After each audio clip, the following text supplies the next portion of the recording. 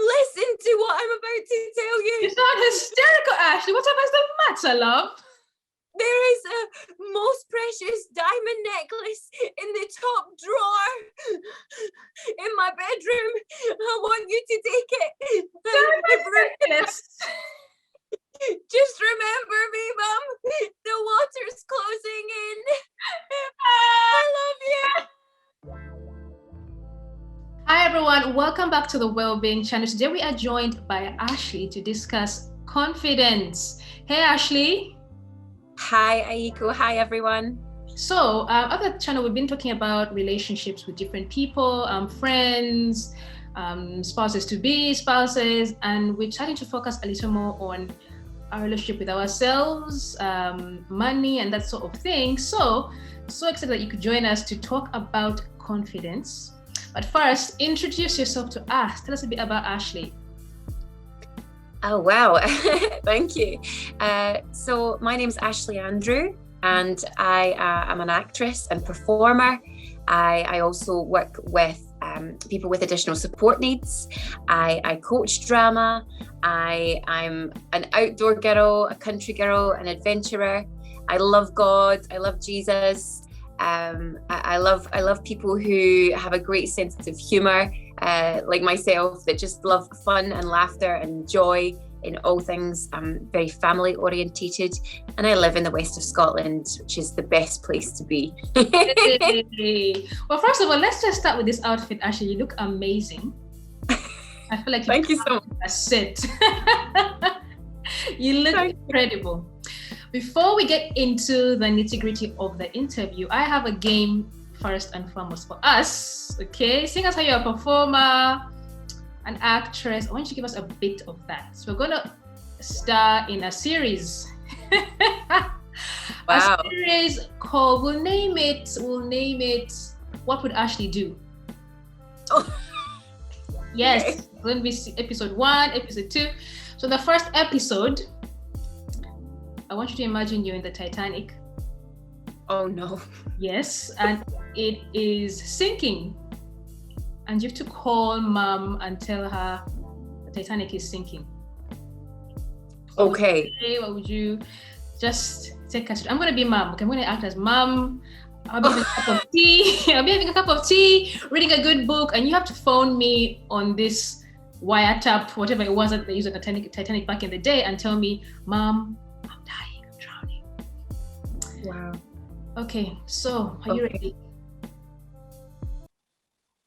Hello, Ashley, is that you? Mom? Ashley? Mom? Is something the matter, darling? Mom, you need to just listen to my voice.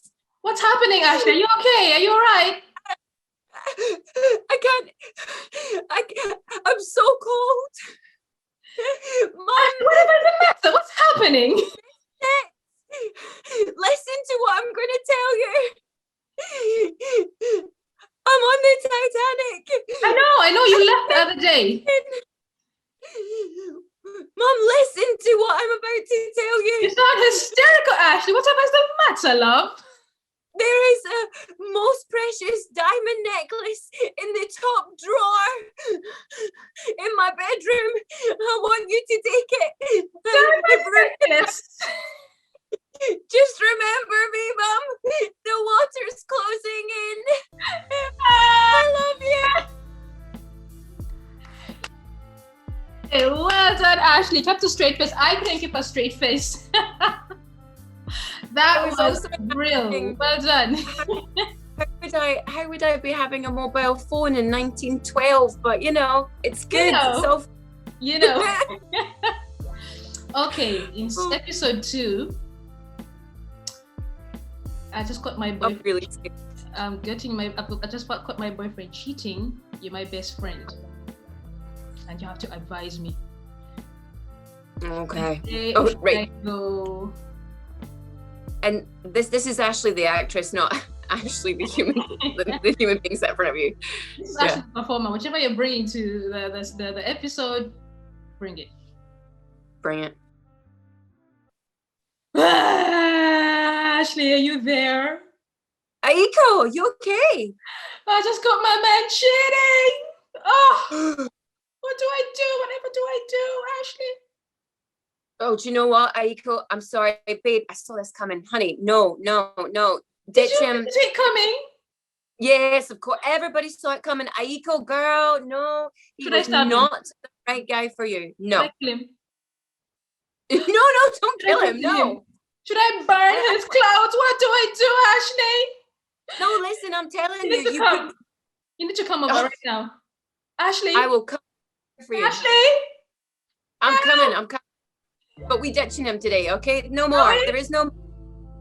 Okay. I'm coming. Good. Okay. Hold on. Episode 3.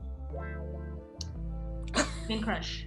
I know it's all this death, but it's a plane crash. We're sitting next to each other, and the captain says the plane is going down. Oh no. What do you do? This is my worst nightmare. Is it? Mine is actually drowning. Okay. Action. Wait. Director, Aiko, hold on. Yes? Are you with me? I'm with you. You're sat beside me, yeah? Yes. We're going down together. Okay. Down together. Okay, let's go. Ashley, can you feel that? The plane is shaking. Yeah, Aiko, don't panic. Just breathe. Just breathe. You know, remember what happened to Sully in the Hudson. You know, they survived this. We can do this. What happened? We're going down. Just keep breathing. Okay. We need to focus. We need to think positively. We need to stay alive. We need to stay alive. Can you swim? I can swim. Ashley, with oxygen masks. You're going to swim? That's it? You're not just going to hang around and wait for the people to come and rescue us? I ain't swimming nowhere. If the plane goes down, you stay with the vehicle. We're going nose down into the water. We're sinking. No, but I've never been in a plane crash. I don't. Oh, it fills me with such fear, Aiko. Well done, Ashley. Thank you for playing along with my game. So tell us about confidence. What do you imagine confidence to be? Oh wow! After that, I'm not so sure. No, I'm just kidding. Thank you for that game, Aiko. Yeah. So, confidence to me is the security in who you are as a human being, what you bring to the table. I love that. I looked up, actually, I had a little Google, of course, with the gospel according to the internet. The internet's, really handy. Yeah. It says like that feeling or belief that one can have faith and rely on someone or something, or that state of feeling certain about the truth of something. I did actually really enjoy that because, confidence sits alongside of faith. Okay. and certainty and trust in yourself, belief in yourself.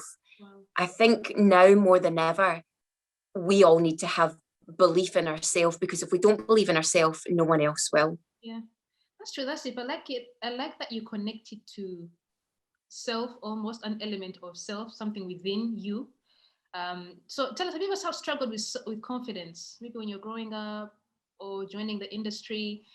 Tell us a bit about your confidence journey. Were you always a confident performer, Ashley? No. No? No, not at all. No. And, depending on what circles I'm in, what environment I'm in, I'm more confident than others. I'm horrendous in audition circumstances. Really? So I'm hard to believe. Yeah, in a small intimate setting, in a small intimate room with 3 people in front of you judging your every blink and breath, I am incredibly nervous, and like I have to give myself the biggest pep talk, all of those breathing exercises that we were just doing. Yeah. I have to do that in a theatre setting where there's hundreds, sometimes thousands of people watching me. I have got no issue at all. Very, very strange. But in an audition practice where you're being judged as to whether you're the right person for the job, I find that very I do struggle with it. I do. And I have to really, as I said, give myself that pep talk of, you're bringing something to the table. They've asked to see you because they want to see what you can do. They like your CV. They think you're a potential fit for this role, for this job. So you need to trust that what you're going to bring, when you're looked upon and judged for that, it's not because of your ability. It's never that. Casting directors will say that to you. It's not because of your ability. They know you can act because you've got a CV and a track history of working. It's will you fit with the other actors that they're employing? Do you fit their particular vision? The most amazing thing about having a faith, as you and I do, is that, thank God that we fit his vision, my goodness. And so you really do have to have such a strong belief in yourself that, okay, the door may be closed today, but tomorrow there'll be another job open up and I'll be right for that one. And it'll be a better job because it'll be just the right fit and it'll work for what I'm supposed to do. Yeah. And did you always want to be a performer? Tell us a bit about a young Ashley. How did you get into performing? I think if you asked my sister, she'd probably say young Ashley was so annoying. Not much has changed. Young Ashley, at 3 years old, Aiko, I knew that I wanted to be a performer. I watched films and musicals, and I just saw on the screen what I wanted to do for the rest of my life. Nothing else compared to that idea and that desire of wanting to bring joy to people, make people laugh, to sing, dance, laugh, cry, all of those emotions in the sinking of the Titanic. But yeah, I always wanted to do that. And I started at quite a young age, just getting involved with local theatre and youth theatre. And that really, that's really where I started to develop my confidence. I was thinking and reflecting about this, knowing that we were going to have a chat about that. And I think drama is a brilliant thing for kids to do, to develop their confidence. But I would say anything that you get joy and pleasure from, you'll feel a sense of freedom. And for me, performing was that. So when there's that sense of freedom, you're able to explore who you are, and because you're able to explore that quite freely, you gain in confidence in yourself. I would have to agree with that, Ashley. So give us some tips about building confidence. How did you go on that journey? Obviously you went for drama classes like you said, but just on building into who you are today, tell us a bit about how you built your confidence. Obviously you honed the craft, but the more in-depth stuff to do with yourself and bringing yourself to the table and telling that this is what you want to do and growing it. How did you practically build your confidence? I stepped out. I stepped out of the boat. One of the things which I possibly would share a little bit later is with this particular career, but with so many careers, you have to feel the fear and do it anyway. When I was 21 years old, I left home and left Scotland and went to work for a theatre company full-time for 2 years. And that was the first time I'd ever left home. It was the first time of being full-time employed with a theatre company, and we lived with the company as part of it. They put us up in theatre digs, which sounds more glamorous than it is. It's not glamorous, not a glamorous life. Not unless you're Emily Blunt or Meryl Streep. It's not a glamorous life.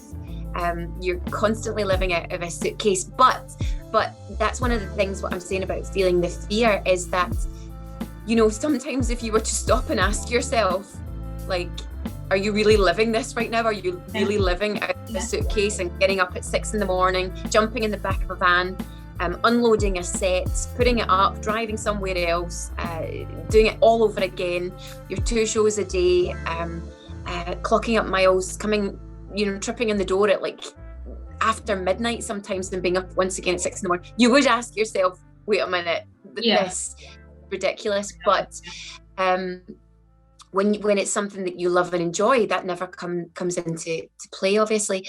So I would say definitely feel the fear and do it anyway. Sometimes the things that we are destined to do, they do look ridiculous on paper. They look impossible. Yeah. And thank God, nothing is impossible. Nothing is impossible with God. When you've got the freedom to be who you are, your talents, your specific design, your specific makeup, and you're walking in everything you're supposed to do. There's a confidence in that, and there's knowing that you're in the sweet spot, the right spot. But there was times on that journey, Aiko, where I would definitely go like, wait, whoa, this is just a bit. This is not quite how I imagined it, but hey, it's okay because this is what I did want to do. I remember, as a performer, you can do so many different things. Perform in schools, perform outdoors. I remember doing 5 shows a day for a company, and it was tipping it down, and there was thunder and lightning, and you've got like lightning masts above you so that the lightning will strike that and not you. As I say, it sounds ridiculous, but when you're passionate about doing something, you'll just continue to do it in all weathers.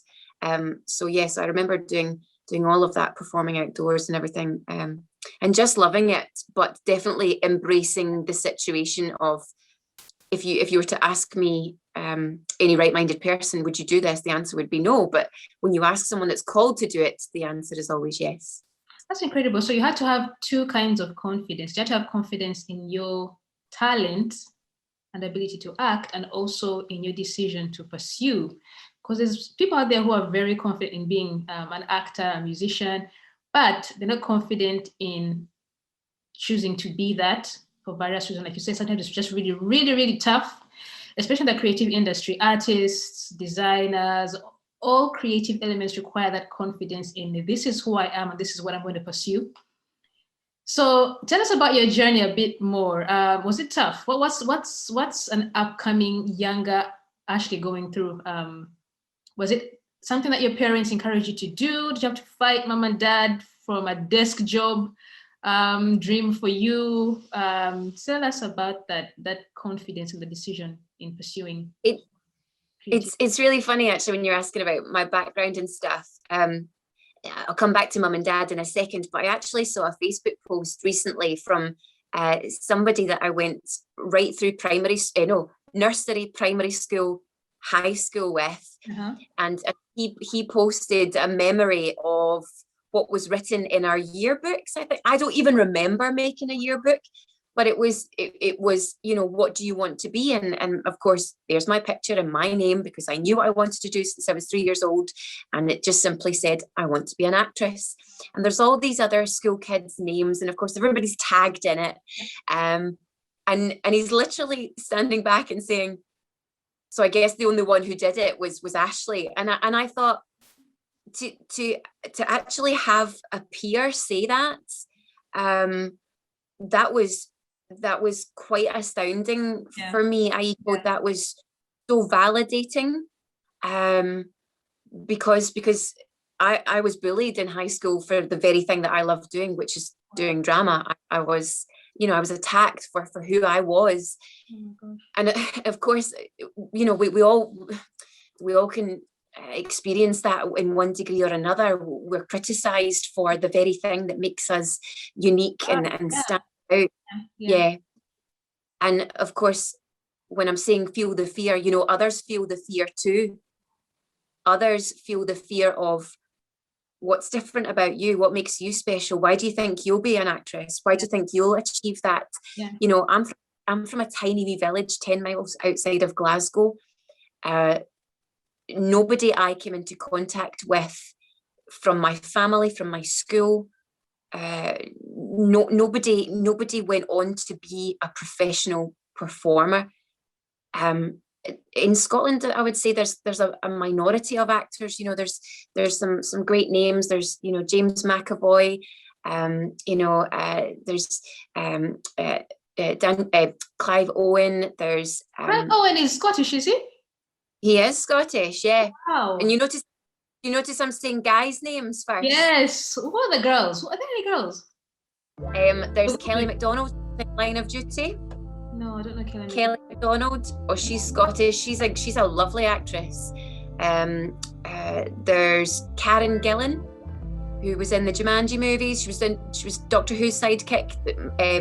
We've had a couple of Doctor Who's that are Scottish as well. Obviously, we've had David Tennant and the other one. I don't watch Doctor so Who. Bad. Me too. I don't watch Doctor Who. I haven't even caught Line of Duty. I know my workmates are crazy about it, but I haven't even caught it. So I think the guys tend to be more out there. There's the PS I Love You guy. What's his name? 300. What do I know him now? The guy from 300. I know who you mean, and his name's gone out of my head. But no, there's in the industry there are more roles for men than there are women.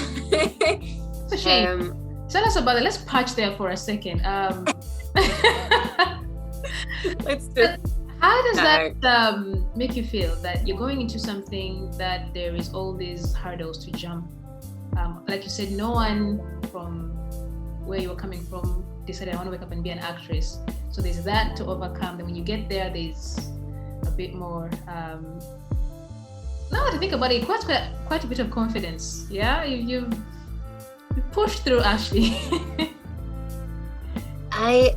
You don't often stand back and give yourself an applause. You know, for what I don't think we do as I don't think the British do that because it's you'd be seen as being big-headed. I think in America they're a wee bit better at sort of standing back and saying, "Yeah, I achieved that, and that's great." And but no, you don't sort of stand back and say, "Well done for jumping over those hurdles." I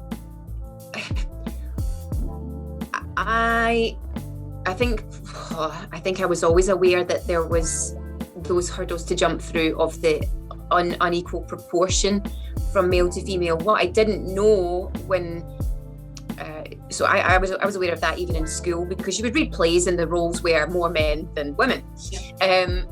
But what I wasn't aware when I was studying drama in high school and then college was that the women were less paid than men and still are. And so goodness, it's the same in oh wow. Anyway, continue your thoughts, sorry. I think the industry is definitely moving towards a change. Okay. And the pandemic, has been horrendous for so many people in so many industries, and the creative arts industry. Theatres have been dark. Theatres have been closed for some of them 12 to 18 months. Some of them potentially will never reopen. Some theatre companies will never go back out on tour again. Some shows will never run again. Some theatres will never open again. I think the industry looked at itself and went, how can we adapt? Like so many industries did that. That was a great thing. But I think as well, there was the development there of okay, how can we make ourselves more efficient? And in the last few years, with women at the Oscars have constantly been bringing it up in every speech and saying, where's your female directors in the Oscar Best Director category? Why are we still being unequally paid? Michelle Williams, she was amazing just a few years back, really, really nailing it on the head. So there's a moving forward. There's still ground to be taken with so many things. But so, what other tips do you have to build confidence? So my top tip, my first practical tip, and if you're just going to disregard everything else that's in this conversation, listen to this one, okay? I want you to practice saying your name. Like, you know, put on the Destiny Child vibe and just say your name, because that's the first thing that people remember about you. So practice introducing yourself, practice saying, hey, I'm Ashley. Hi, I'm Ashley. How do you speak? How do you hold yourself when you say your name, and say it clearly? Yeah, that is my number one tip. When I'm interacting with so many people, I want you to be aware and actually have a little watch about this as to how many times you have to ask the person to repeat what they said. Okay. Because that shows a lack of confidence. Yeah. So when they say, my name is, and you're like, oh, sorry, what? Pardon? Yeah. It does show a lack of confidence.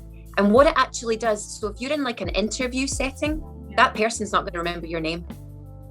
You will not be remembered because you're not saying who you are confidently. Yeah. So I would definitely say my number one top tip is practice telling people who you are. I'm Ashley, I'm from Scotland, I'm an actress, I go to church, whatever you want to say. Just practice your introduction, practice saying your name, say it with confidence, say it clearly, say it boldly. This is who you are. There is no one else like Aiko, so practice saying your name. There is no one else like Ashley, so just say who you are and own it. Oh my God, that's brilliant. I thought you were going to give us, I don't know what I thought you could give us breathing exercises or la la la. You know, something crazy, but it's just that practical, you know, it's that practical, it's real, because not all of us are performers, but we have interviews, we all have to introduce ourselves to people, so that's incredibly practical. But I want us to dial back a bit. Not all of us, like we say, are performers, okay? So in an everyday life, in everyday settings, what do you think confidence looks like to people, or people? How do you think confidence presents? So I think that you can tell if someone's confident just by the way that they hold themselves. Okay. I think, you know, from anyone in the supermarket or someone you meet on the street, someone in school or university or whatever, I often find the way people carry themselves is a dead giveaway, and body language.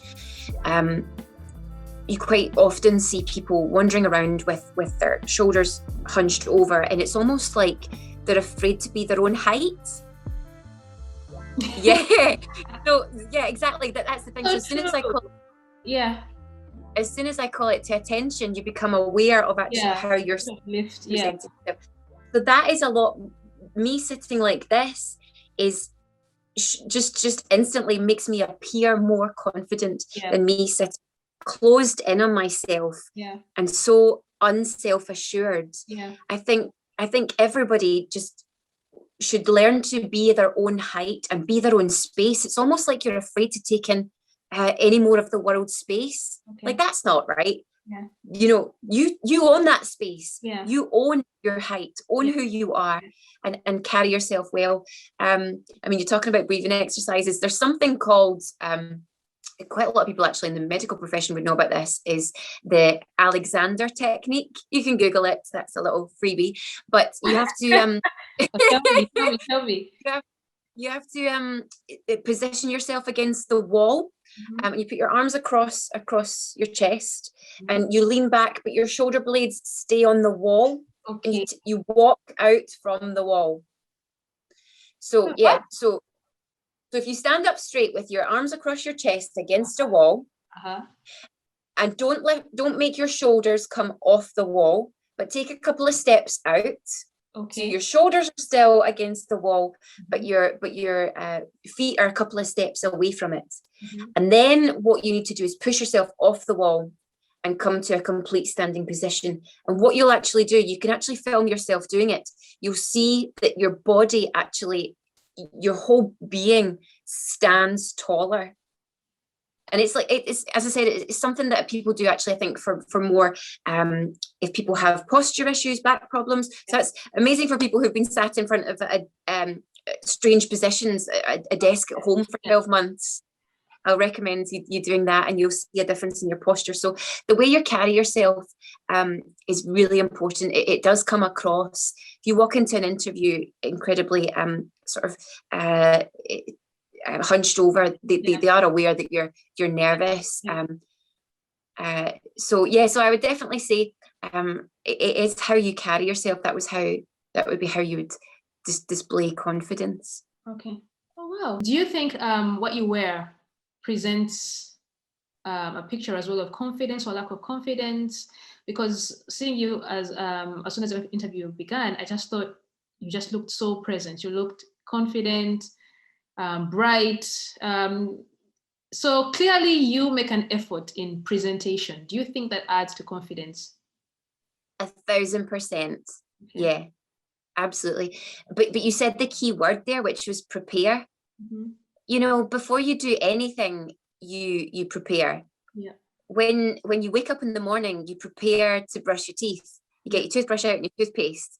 You prepare to make a cup of tea. You get the cup out. You get the tea bags out. You get the milk out, the sugar out. You prepare everything. Why would you not prepare yourself and set yourself up for your life? That's true. Obviously, when we go to a job interview or something, or an important meeting at work, whatever it is, we do prepare. We research. We mentally prepare. We, as you say, we're dressed. Yeah. But we can also clothe ourselves in confidence as well. You really can. Give yourself that headspace to say, this is who I am. This is what I bring. If it's God's will today, and I believe it is, I believe I'm here for a reason and a plan and a purpose. So this is for me today. This has been put in my path for a reason. And now obviously you do get knocks, as I said, earlier on. Yes. Things happen. Things happen that you didn't plan. Of course, your confidence is knocked. And I'm talking about some of the funny elements of working in the performing arts, of being performing in the rain, or being up till ridiculous o'clock, and just having a laugh and a giggle, and sometimes saying the wrong lines, or someone farts on stage. That all happens. Yeah. But there's also like every other industry, there's the negative side of it as well. You can just Google some of the most horrendous incidents that happen in film and TV and theatre. They do happen, the same as everywhere else. People get hurt. People do not act in the best way. I've been on work where it's not happened to me very often. It's happened to some friends who rock up for a job and the job doesn't exist. Oh, what? Yeah. So like something happens, either the company goes bust, they run out of money, and that can really knock your confidence. Yeah. So obviously we're talking about, the way you carry yourself, preparing, but actually I think as well, bringing yourself back after you've had that knock is really important as well. And reminding yourself, you can ask yourself that question, do you still want to do this? And believe me, I've asked myself continuously, is this still the right thing? Am I still supposed to continue to walk this journey? Yeah, because I also work as a singer as well, and so I've been No, you're in trouble saying that. Oh no, please no. Oh, yeah. Oh yes. But I've done loads of gigs in the past. I did an ABBA tribute group, and we did a gig once. It was horrendous. It was absolutely horrendous. It was in Newcastle. So we drove 3.5 hours to get there, and there was nobody there. There was no audience. There was nobody there for the gig. And so we ended up, and what happened was, like, the woman who was running it, she wasn't organized. She wasn't prepared for us. She stashed us away in a room and kept us waiting for 2 hours beyond the time we were supposed to be on.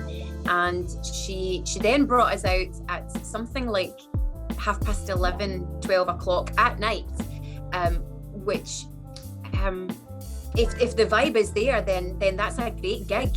If you've got no audience, that's horrendous. There was literally a handful of people who it was just awful. Surely you still get paid, right?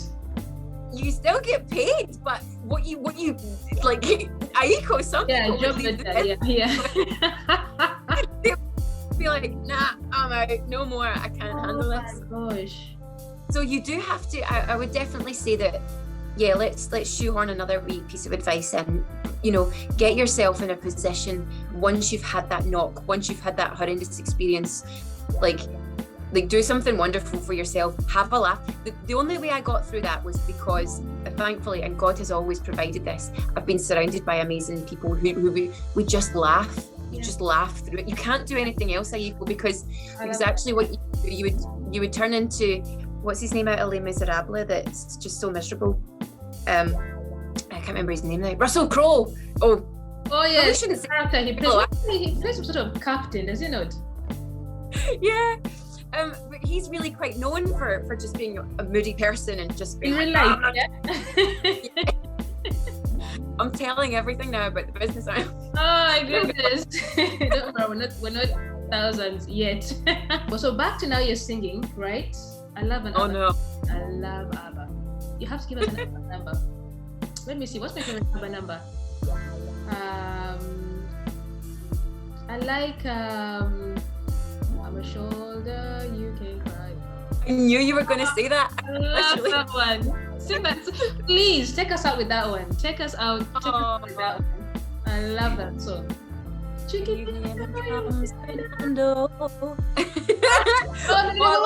Start afresh. Okay, let's say action. Can you hear the drums, Fernando? I remember long ago, another starry night like this. In the firelight, Fernando, you were humming to yourself and softly strumming your guitar. I could hear the distant drums and sounds of bugle calls were coming from afar. Everybody, there was something in the air that night. Fernando. Yeah.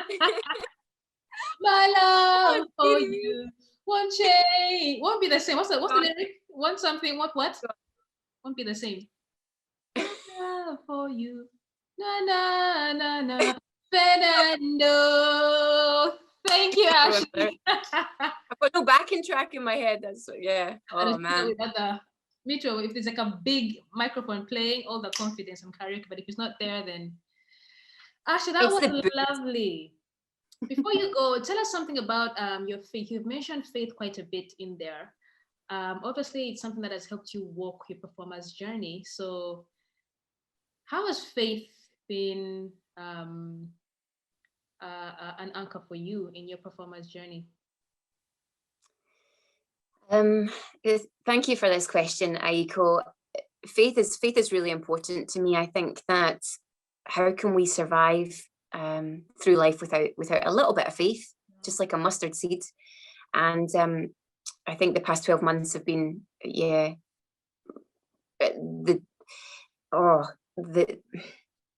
foundation of really deciding, what you're going to trust in. Is it the world's systems, or is it something bigger than all of that? Yeah. When I was 7 years old, I was taken to see Joseph in his Technicolor Dreamcoat.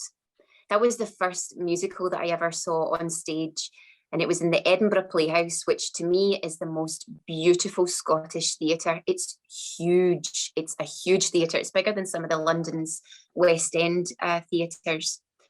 But Joseph in the Bible had a dream. He believed God spoke to him. He believed God called him and told him that he would be a great leader. He had this dream. Yep. And he told his friends and family, and his family weren't too happy about it. They were a bit like again, that British thing of, who do you think you are? What do you mean? Yeah. What are you talking about? But Joseph held on to his dream even when the most horrendous of circumstances happened to him. He was imprisoned. He was abused and abandoned by his own brothers. He was betrayed by his own family and sold into slavery. And so in those horrendous circumstances, he still held on to his dream. And throughout my life, I felt like I didn't ask to be a performer. I never asked God. I never said, I want this dream. This is.